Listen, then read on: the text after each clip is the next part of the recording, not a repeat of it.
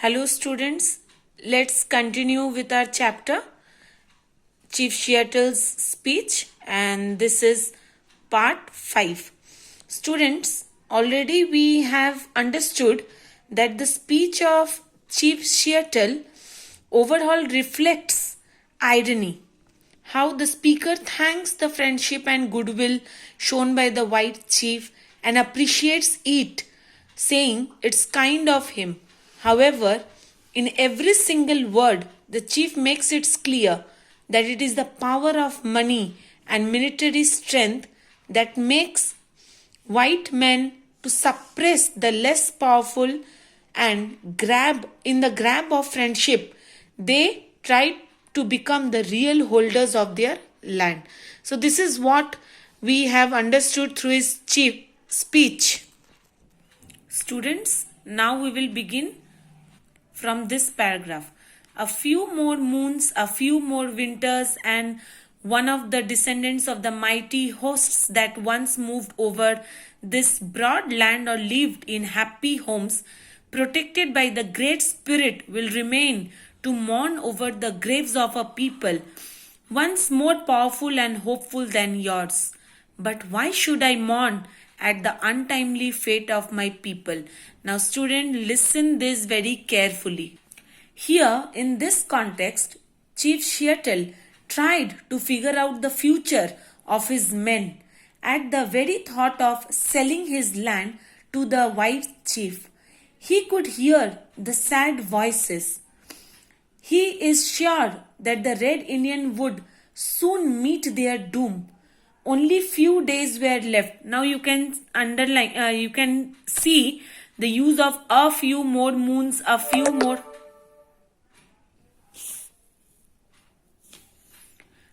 more winters, and not one of the descendants. You can understand that, students, here Seattle says that only few days were left before their land would be taken over by others.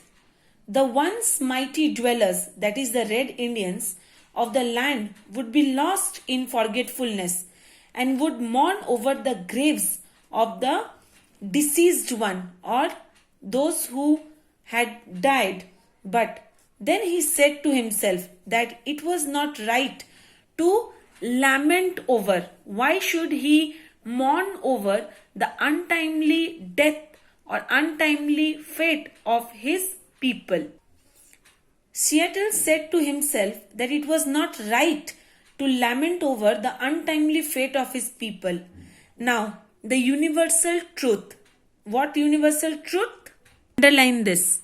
Tribes follow tribes and nation follows nation like the waves of the sea.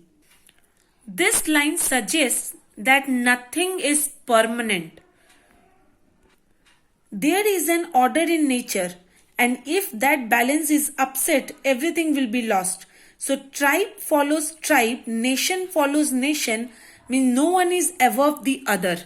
So here Seattle refers that the thing which exists, which has its existence, it will surely perish. Which has a birth will surely die. That means nothing is immortal on this earth. Now, see this line. Your time of decay may be distant, but it will surely come. For even the white man whose God walked and talked with him as a friend to friend cannot be exempt from the common destiny. Underline common destiny because it is very important, students. Here, Seattle suggests that white men who are thinking themselves to be powerful, but there will be time when they will realize that the ultimate destiny of man is the same. Some may prolong their existence like the white men, some may perish early like the Red Indian minority.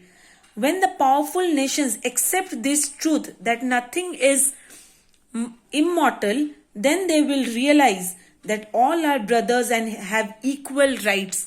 Here you can see we may be brothers after all, we will see. Now, I will explain common destiny. that what is the meaning of this reference common destiny. Students, please write. Here, according to this context, Chief Seattle calls it in his speech is the way everything is decayed with time. It is the order of nature that everything we see declines sooner or later. Though God has favored the white man more than the tribal people, God has been always friendly with them more than the red Indians. But they cannot be exempt, means they cannot be left behind from the common destiny of existence. So, the death is the common destiny of both the races. That is why the reference of we may be brothers after all is given here. Try to read this properly and understand the context. Now, students, see this paragraph. We will ponder with your proposition. Ponder means to think over the proposal carefully.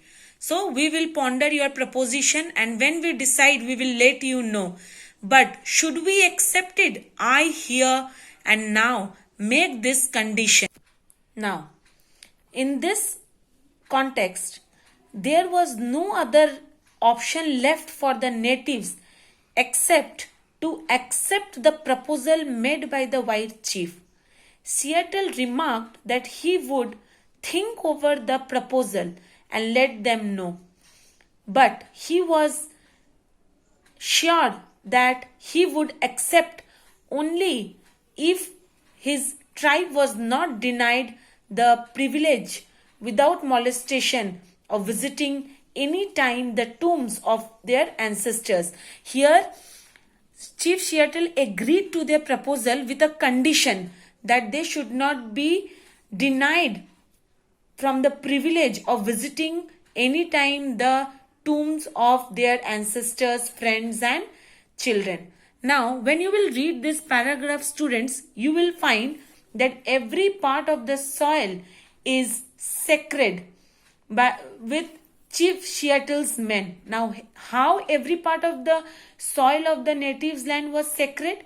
Because every hillside, every valley, every plain has been a hallowed place, has become a sacred place, because even the dumb and dead rocks which shelter in the sun along the silent shore. So here you can see that everywhere in this speech he has emphasized that the red Indians, the Native Americans, are so attached with the nature, so attached with their land.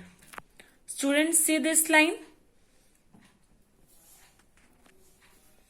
The very dust upon which you stand now responds more lovingly to their footsteps than yours, because it is rich with the blood of our ancestors. Now, with this line, you have understood that the ancestors of the red man were deeply connected with their land. After their death, they still wandered around and loved the mountains, valleys, bays and all, and often visited from the happy hunting ground to guide, console and comfort their people. The sand responds more lovingly to their footsteps because it was rich with the blood of their ancestors, and their feet were conscious of the sympathetic touch. Students, in this last paragraph, you will find that the Chief Seattle makes it clear that the tribe should be able to visit the tombs of their near and dear ones whenever they want, and no restrictions should be imposed. And also he promises that their dead would throng the shops and streets, highways. Throng means would be crowded, would be everywhere, all the places would be crowded with the living whites. The memories of the vanished tribe will haunt their present, giving them company. You can see here one line is there: in all the earth there is no place dedicated to solitude. This line explains that even after the last native has perished, source will swan refers that every part of soil will be filled with the spirits of Red Indians, will be crowded with the invisible dead of settlers' tribe. The natives' love for their land makes them immortal. Thus, the white will never be alone. Then here you will find one more line that the shadowy spirits visit the places. Now, why do or when do the shadowy spirits visit the places?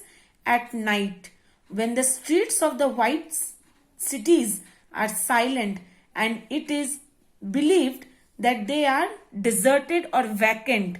So, the spirits used to move around everywhere because they are very connected with the nature or their land. Even Chief Seattle refers that the memory of the tribe will become a folk tale among the white men. Now, why it will become a folk tale? Because when the last red man shall have been perished from the native land, but this would be a memory, as it would be the swan with the invisible dead of the tribe. See the last paragraph. Let him be just and deal kindly with my people, for the dead are not powerless. Dead, did I say? There is no death, only a change of world. Here we will find Seattle was a philosophical man who believed that death was an inevitable truth, unavoidable truth, and one should not regret. So here in this line, there is no death, only a change of world. Seattle actually believes in transcendence. Write the spelling. Transcendence means beyond and outside the ordinary range of human experience or understanding. So, according to Seattle, he talked about his dead and the land that they still visited and would forever visit their native land. So, the white should treat them kindly, as the dead were not powerless according to him. He stated that there was no death, only man changed his world. So, in his speech, Seattle exclaims that when the last red man shall have perished from the sensory world, their spirits would still be a part of some other world. The white man and his children would never be alone, as the invisible dead of Chief Seattle's tribe would be present. So students, I hope you have understood the chapter. Please go through it properly. Try to connect with the chapter properly. You have the workbook with you and solve the assignments given. Thank you.